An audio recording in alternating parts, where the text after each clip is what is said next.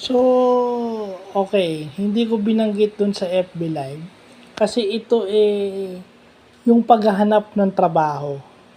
Ano yung mga trabaho na dapat mong pasukan dito sa Pilipinas and even abroad? Kasi ito yung common na pagkakamali ng mga tao. Just because malaki yung bayad. Okay? Kung makikita nyo yung unang episode ng Batang Quiapo, yun.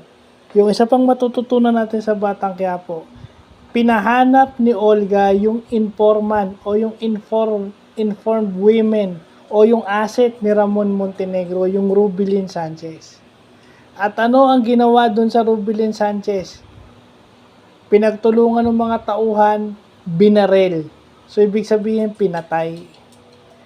So, hindi ba't nangyayari din yan? Yung mga tao natutokso dun sa malaking pera, scam pala. Illegal pala yung trabahong papasukan, yung sinasabing cryptocurrency sa mga bansa dito sa Southeast Asia, malalaman mo na lang, illegal pala. Yung Pogo, yung mga Chinese, is akala legal yung trabaho. Yung pala nagiging illegal. Pinapahirapan sila. So, yung mga ganun. No, yung sinasabi nila mag-background check muna kayo kung SEC registered, kung dito. Kasi meron naman kahit SEC registered ka. I mean, kung SEC registered ka, minsan hindi mo nakikita na kahit SEC registered, legal yung papel, pero gumagawa pala ng hindi tama sa mga empleyado o mga nagtatrabaho sa kanila. So may ganun.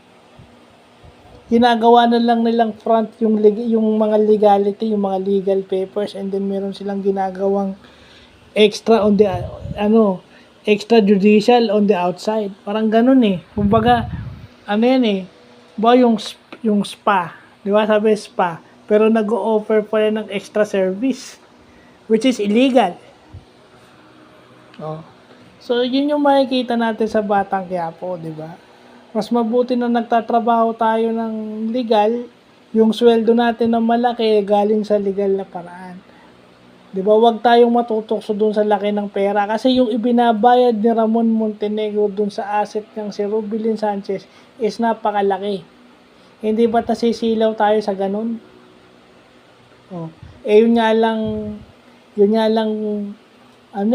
lang pagbili mo ng sasakyan o nabayaran mo, yung pala, hindi legal yung titulo ng sasakyan, karnap pala. Yung mga ganun. Kasi masyado tayo nasisilaw sa So, yun din yung pinapakita ng Batang Quiapo. Na hindi tayo dapat masisilaw sa laki ng ibabayad sa atin pag nagtrabaho tayo sa kanila. Unang-una, dapat tignan nyo muna kung anong klaseng negosyo yan. Kasi yun na nga, minsan yung legality is ginagawang front may ginagawang extra on the outside.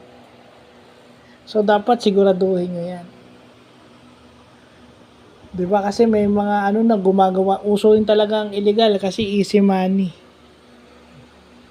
So, yun lang po.